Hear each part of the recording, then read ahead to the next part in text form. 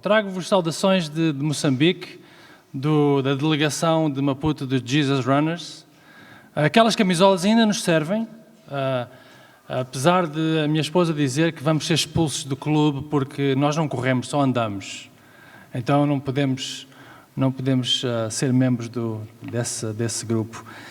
Trago-vos saudações também do Fernando Francisco, e com grande gratidão que trazemos, que podemos mencioná-lo, e também pela gratidão que temos pelo vosso apoio a Chicumbane, ao trabalho que temos ajudado Fernando a desenvolver naquele lugar.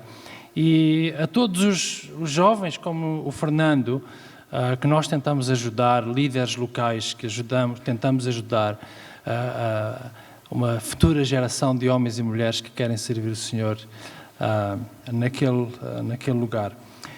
Vou deixar um presente para vocês, é um pequeno livrinho com algumas fotografias nossas, uma forma de retribuição do vosso amor, da vossa generosidade para com a nossa vida, para com a nossa família, e poderem, depois com mais tempo, poder ver o que é que se vai passando por aqueles lados. Também tenho algumas imagens para partilhar com vocês, se calhar vou ficar aqui de lado para partilhar. Aqui está a nossa família, a minha esposa Alice, que está aqui, a Raquel e a Mariana não estão.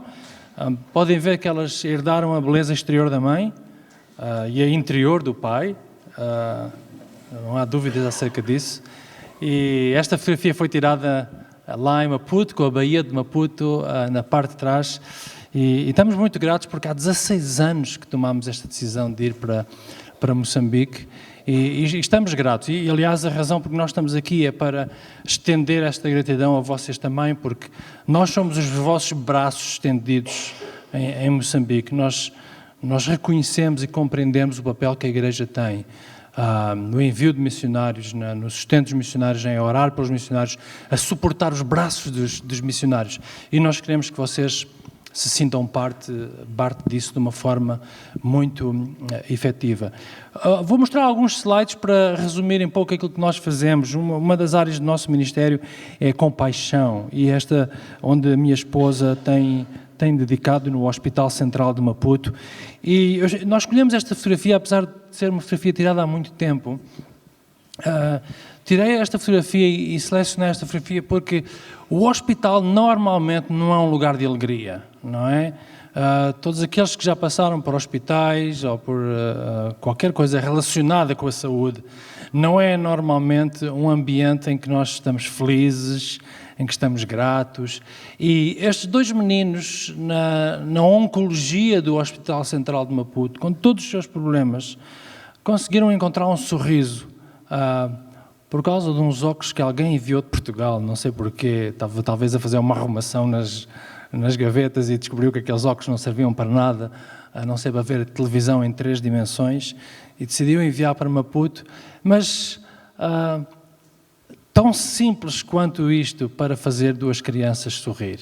E o nosso trabalho no hospital tem sido fundamentalmente ajudar as pessoas que perderam a esperança na saúde, que têm uma grande insegurança em relação ao seu futuro, veem os tratamentos não funcionar, mas encontrarem pequenos momentos em que elas podem sorrir, porque as amamos, mas acima de tudo porque Deus as ama, e porque nós tentamos levar o amor de Deus a estes doentes de formas muito simples, umas vezes é dar uns desenhos para pintar. No próximo slide podem ver outras coisas que nós fazemos. O crochê, ajudar os doentes a fazer crochê, eles gostam, homens e mulheres gostam de fazer crochê. Em Maputo, imaginem, e muitas vezes eles fazem alguns trabalhinhos até para vender, e tentamos que eles se sintam úteis, que eles recebam também, tenham algum sentido de dignidade, mesmo no final de vida, em que toda a esperança já desapareceu, que eles possam sentir que ainda há algo que podem fazer. E muitas vezes é simplesmente sentar ao lado de um doente, orar por ele, ou simplesmente ficar em silêncio e segurar a mão forte para que eles saibam que não estão sozinhos. Então, esta é a nossa forma de expressar o amor a estes doentes no hospital através do Ministério da Compaixão. Um outro ministério tem a ver com o ensino. Esta foto foi tirada no Seminário Bíblico Teológico de Maputo, onde eu dou aulas de ética cristã. E eu gostava de contar uma história acerca de uma irmã. Esta segunda irmã que está aqui encostada à parede, ela é mãe de 2 filhos e as aulas lá em Maputo começam às 8 da manhã, todos os dias, lá no seminário. E normalmente, e eu não sei como é que é aqui, mas toda a gente chega atrasada às aulas. Ninguém está às 8 horas. Às vezes são 8h30 e ainda estão alunos a entrar na sala de aula. E compreende-se porque as dificuldades de transporte são muitas, alguns deles vêm de longe. Eu normalmente chego às 7h30 à sala de aula para preparar as minhas coisas e esta irmã está sempre lá às 7h30, o que é super estranho, porque não é normal um aluno estar 30 minutos antes da aula começar dentro da sala de aula. Eu pelo menos, nunca cheguei 30 minutos antes a uma aula. E uma vez perguntei a ela por que é que ela chegava tão cedo e ela disse, bom, eu estou aqui muito cedo porque eu tenho que apanhar um transporte para vir aqui. Ela vive a cerca de 20 quilómetros da escola. Não sei o que é que seria 20 quilómetros aqui em termos de distância. São João da Madeira, talvez? Espinho? Prontos. Ela vive a 20 quilómetros e eu perguntei-lhe, mas para tu estares aqui às 7h30, a que horas é que sais de casa? E ela disse, 4h30 da manhã. Esta jovem tem uma paixão tão grande por aprender a palavra de Deus e por servir a sua igreja local, que todos os dias sai de casa às 4h30 da manhã para poder estar no seminário a estudar a palavra, porque não quer chegar atrasada. E é nestas alturas em que eu deixo de ser o professor e passo a ser o aluno, não é? Em que recebo estas lições de pessoas comprometidas com o Senhor. E esta é a geração que nós queremos ver. Gerações de homens e mulheres, como o Fernando, como tantos outros, que estão determinados a servir o Senhor, a servir a igreja local, a tornar conhecida a palavra de Deus. E nós estamos bem gratos por podermos participar na vida deles. O próximo slide é também da Casa das Formigas. Vocês já certamente ouviram falar da Casa das Formigas e também não vale a pena explicar-vos porque é que estão todos de máscara. Foi um tempo muito interessante que nós tivemos e esta foi talvez o primeiro encontro que nós tivemos depois do governo ter aberto as fronteiras, sim, de alguma forma as fronteiras, a possibilidade de nos reunirmos e de estudarmos a Bíblia juntos. E estávamos tão animados porque era a primeira vez em que podíamos estar a menos de 1,5 metro de distância uns dos outros, apesar de termos que usar a máscara. E este é o nosso grupinho de funcionários da Casa das Formigas. Desde há 6 anos para cá, que todas estas feiras nós nos sentamos para estudar a Bíblia juntos. Esta casa serve cerca de 350 crianças por dia e à sexta-feira eles mandam as crianças mais cedo para casa, às 13h30, para nós podermos sentar e estudar a Bíblia e tem sido muito bom lidar com esta família, crescermos juntos na palavra de Deus. É uma das maiores lições que nós temos recebido do povo africano, é o desejo de saber, o desejo de conhecer a palavra de Deus. E o desejo de conhecer a palavra de Deus de uma forma saudável, sólida e bíblica, que nos dias que correm é cada vez mais complexo. Então, o Ministério de Ensino é uma outra área que nós temos envolvido as nossas vidas. A seguir temos a questão dos jogos e dos esportes. Em qualquer lugar, o desporto tem uma linguagem universal. Uns correm para dar testemunho de Jesus, outros jogam a bola. E temos feito parte do nosso trabalho também desafiar igrejas locais a usarem o desporto, usarem a rua, as brincadeiras com as crianças como uma forma de chegar a uma geração que dificilmente vem à igreja se não for alcançada fora das paredes da igreja e depois ser reintegrada. E há uma coisa muito interessante que eu quero vos mostrar no próximo slide. É que para jogar a bola, as bolas nem precisam de ar. Basta qualquer parecido com uma bola, mesmo sem ar, faz-se uma festa. Este é um trabalho que nós fazemos no interior do país, já a norte do país, perto da fronteira com o Malawi, onde todos os anos ajudamos os líderes daquelas igrejas a desenvolverem ministérios com crianças, usando jogos ou desportos como como uma forma de entrar e de chegar à comunidade e trazer o Evangelho. Chamamos a isto como é que as igrejas podem fazer de um campo uma igreja sem paredes. Como é que o Evangelho pode ir às crianças através de uma simples brincadeira, através de um simples jogo, onde um treinador pode simplesmente falar de questões da vida relacionadas com o jogo e mostrar-lhes na palavra de Deus qual é a relação com isso. Finalmente, no próximo slide, temos os recursos. Há alguns anos atrás nós começámos a produzir recursos, a imprimir livros, estudos bíblicos, materiais para a Escola Dominical, para várias igrejas e agências missionárias, organizações missionárias poderem usar. Os livros são muito caros.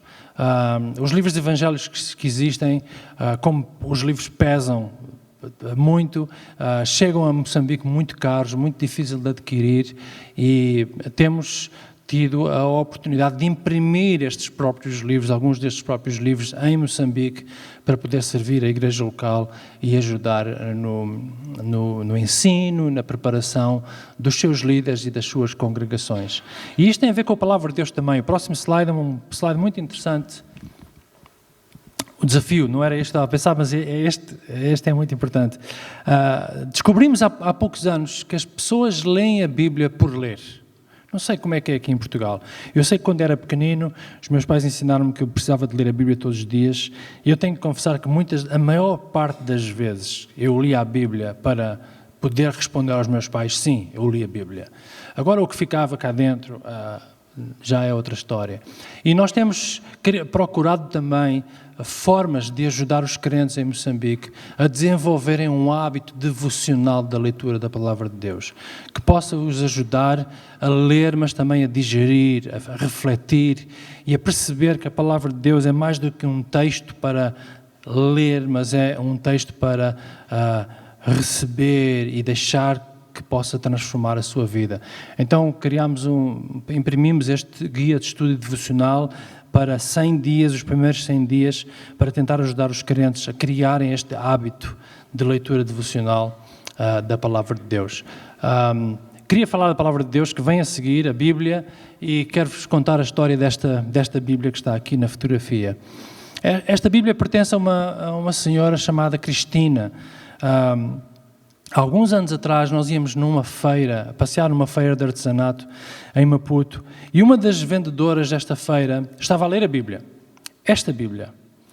E eu fiquei um pouco chocado pelo estado da Bíblia e perguntei-lhe, isso é uma Bíblia? Estás a ler a Bíblia? E ela disse, sim, eu gosto muito da Palavra de Deus, a Bíblia é a Palavra de Deus e nela eu encontro mensagens muito importantes para a minha vida.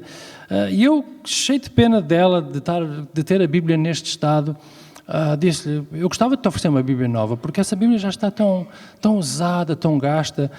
Gostarias de aceitar uma Bíblia nova para poderes ler a Bíblia melhor? E ela, sim, irmão, eu gostava muito de receber, eu ficaria muito grata por ter uma Bíblia nova, porque esta Bíblia já é muito antiga. E eu, passado uns dias, voltei lá com a minha esposa, chegámos perto da Cristina com uma Bíblia nova e demos-lhe, e eu fui assim um pouquinho mais ousado e disse, olha Cristina, eu quero-te dar esta Bíblia, mas o que eu queria mesmo era trocar esta Bíblia contigo.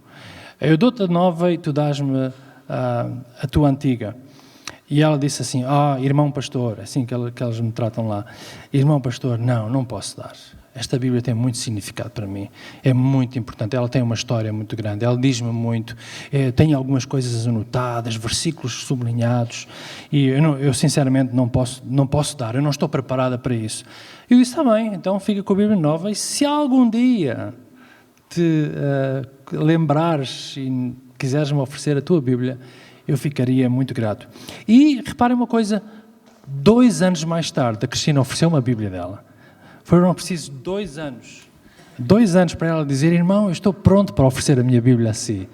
Então, eu coloquei-a dentro de uma moldura com vidro, não é porque ela agora se torne um objeto sagrado ou um artefacto bíblico, não, nada disso. É só para vocês não a estragarem mais ainda. Mas fiquem à vontade para vê-la no final e olhar. E para mim, cada vez que eu olho para esta Bíblia, eu penso, não no livro, não no papel, mas no valor que esta mulher atribuiu ao seu conteúdo. Tão importante quanto era difícil largar. Para nós é apenas um livro, páginas rasgadas, desgastadas, e é aqui mais uma vez que eu começo a refletir sobre a forma como eu me relaciono com a minha Bíblia. Não com o meu livro chamado Bíblia, mas com a Palavra de Deus. Qual é o valor que eu dou à Palavra de Deus? E esta tem sido, olhar para estas histórias e presenciar histórias destas pessoas, tem sido para nós também uma grande lição, um grande desafio para a nossa vida. Vermos como pessoas diferentes, pessoas que não têm mais nada a não ser Deus, valorizam a Palavra de Deus, valorizam a mensagem do Evangelho de uma forma que nos fazem sentir pequeninos muitas vezes. E, finalmente, a última foto que eu tenho para vos mostrar, uma foto muito querida para nós, porque ela foi tirada no dia 28 de junho de 2007, em que as nossas duas filhas estavam no aeroporto do Porto com um bilhete só de ida para Moçambique. E muitas vezes que eu olhei para esta foto senti-me culpado enquanto pai, pensando no que é que eu estou a meter as minhas filhas, não é? Para onde é que eu estou a levá-las? O que é que vai acontecer a elas? E hoje a Raquel tem 27 anos, ela tem 11 anos de Portugal, Vila Nova de Gaia, 8 anos de Maputo e 8 anos dos Estados Unidos. Então, se lhe perguntarem de que terra ela é, dificilmente ela vai conseguir responder. Mas estamos gratos pelas filhas que temos, por elas dizerem, faríamos tudo de novo. E essa é a bênção que nós temos enquanto família 16 anos depois. Podermos olhar para trás e olharmos para vocês e podermos dizer obrigado por cuidarem de nós, obrigado por nos apoiarem à distância, obrigado por segurarem os nossos braços e por tornarem possível que nós possamos servir o povo em Moçambique e ajudar uma nova geração a crescer, a amar a Palavra de Deus e a amar o Evangelho de tal forma que não ficam calados, não ficam sossegados enquanto não virem outros a servir. Esta tem sido a nossa jornada de missões, e eu não queria que hoje voltassem para casa sem levar um desafio da Palavra de Deus. E nos próximos minutos eu gostava de partilhar convosco alguns versículos. Aliás, se não se lembrarem de mais nada do que aconteceu hoje, eu quero que pelo menos levem 3 palavras para casa. E a primeira palavra tem a ver com uma história. Eu estava na Rússia há uns anos atrás, numa reunião, os jovens tinham-se reunido porque queriam alcançar o mundo com o Evangelho e não sabiam como, e nós estávamos nesta reunião e de repente às 9h38 da manhã os alarmes começaram todos a disparar e a Kátia, a jovem que estava ao meu lado a servir de intérprete, dizia: Jorge, temos que parar, são 9h38, temos que parar. E eu disse: parar porquê? Temos que orar. Sim, mas orar porquê? Orar porquê às 9h38? E a resposta dela foi: Mateus 9:38. Abram as vossas Bíblias em Mateus 9:38 e vamos ver por que razão este grupo estava a insistir tanto comigo para orarmos.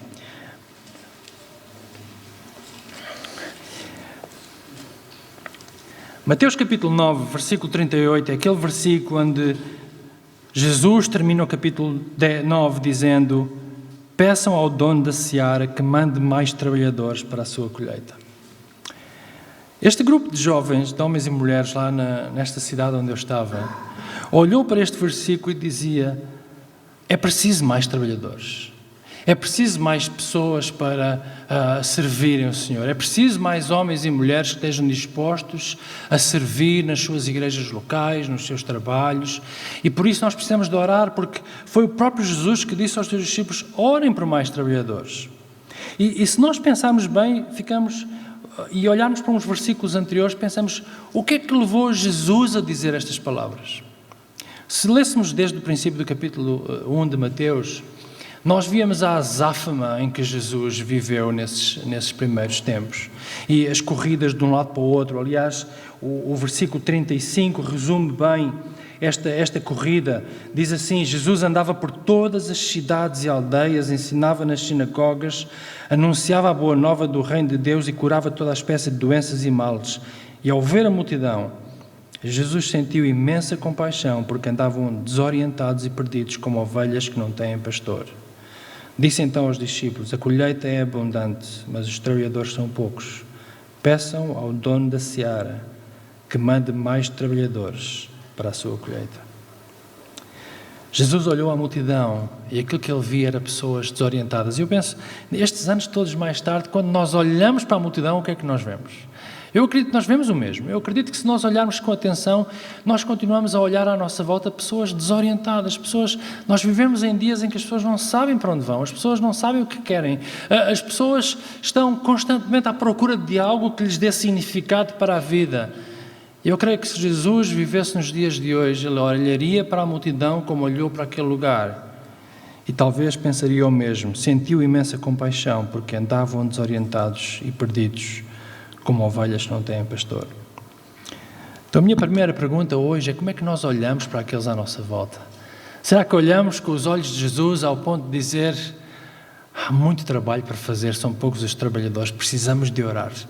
A primeira palavra esta tarde que eu quero que levem para casa é a necessidade de orar por missões. Eu não devia estar a dizer isto porque eu sei que vocês oram por missões, não é? Na sexta-feira oraram pela nossa família, eu sei que têm orado.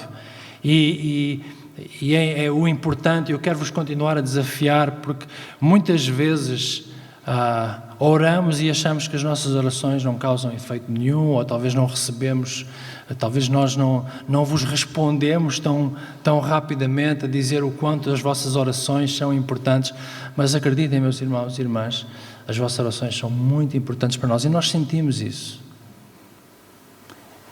Mas não chega. O que é interessante é que Jesus está a dizer aos seus discípulos: orem, no capítulo 9, mas no capítulo 10 Jesus está a enviar os seus discípulos. O que é extremamente interessante, porque talvez isto era uma indireta para os discípulos, porque por um lado Jesus estava a dizer: vocês têm que orar por mais trabalhadores, e uns versículos mais à frente, lá no capítulo 10, nós vemos no versículo 5, Jesus enviou estes 12, dando-lhes as seguintes instruções: não se desviem para o caminho dos pagãos, nem entrem em qualquer cidade de samaritanos, vão antes ter com as ovelhas perdidas. Ou seja, o Senhor Jesus estava em primeiro lugar a pedir ao povo, aos discípulos, que orassem por trabalhadores. Depois ele estava a dizer: vocês são os trabalhadores. Então a primeira palavra esta tarde é orar por missões. A segunda palavra é ir em missões. E eu posso vos dizer, há 16 anos nós fomos em missões para Moçambique, mas também vos quero dizer que ir em missões não é preciso apanhar um bilhete só de ida para a África. A ir em missões pode significar simplesmente ir mais vezes a Santa Maria da Feira, ou simplesmente atravessar aquele corredor do seu escritório, ou atravessar aquela rua e entrar naquela mercearia do seu bairro. Talvez essas são as missões que nós temos que ir.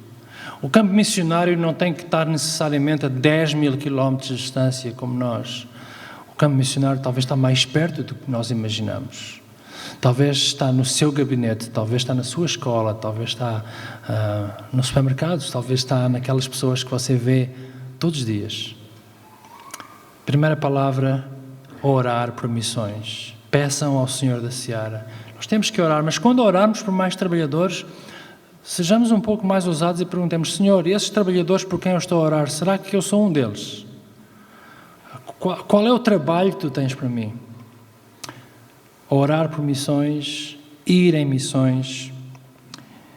E a terceira palavra que eu quero deixar convosco esta tarde é ser missões. E é interessante porque uns capítulos antes, em Mateus capítulo 5, num sermão muito conhecido e muito querido do Senhor Jesus, o Sermão do Monte, a certa altura, logo no início, depois das bem-aventuranças, no versículo 13, Jesus fala acerca do ser. E ele faz esta afirmação, não é um convite aos discípulos, não é um desejo para os discípulos, é uma afirmação em que ele diz, vocês são. 2 vezes ele diz, vocês são. Vocês são o sal do mundo. Se o sal perder as suas qualidades, poderá novamente salgar. Já não presta para nada, senão para se deitar fora e ser pisado por quem passa. Vocês são a luz do mundo. E uma cidade situada no alto de um monte não se pode esconder. Também não se acende um candeeiro para o pôr debaixo da caixa. Pelo contrário, põe-se, mas é num lugar em que ilumine bem a todos os que estiverem em casa. Do mesmo modo, façam brilhar a vossa luz diante de toda a gente. São. Vocês são. Vocês são. E sabem, para mim há um caráter muito missionário neste ser. Porque o que Jesus está a dizer logo a seguir é, façam brilhar esta luz, sejam de modo que os outros vejam, aliás, porque diz lá mesmo no versículo 16, diante de toda a gente, para que todos vejam as vossas boas ações e deem louvores ao vosso Pai que está nos céus. O mundo olha para nós e vê a Deus. O mundo olha para nós e glorifica a Deus.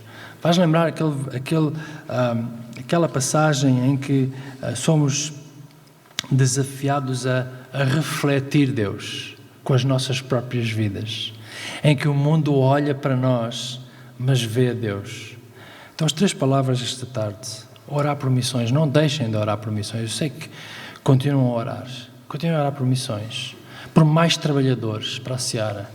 Mas lembre-se, no momento em que você ora por mais trabalhadores, é bem provável que você seja este trabalhador que Deus está a querer chamar. E não precisa atravessar o oceano. Pode ser muito simples. Pode atravessar a sala só, o corredor, as escadas, a rua. O seu campo missionário é onde o Senhor o colocou. Orar por missões, ir em missões, mas ser missões. E sabem, o ser vem antes do ir. Nós vamos em Mateus 9, mas somos em Mateus 5. Orar, ir e ser. É aquilo que o Senhor quer de nós, e o meu desafio é para que esta igreja possa continuar a ser uma igreja missionária, onde quer que esteja, através de nós em Moçambique, através de cada um aqui que está sentado, que quer responder afirmativamente ao desafio do Senhor, no lugar onde o Senhor o colocou, a colocou. Esse é o nosso campo missionário. Eu espero que sejamos todos uma igreja missionária. Amém. Deus abençoe.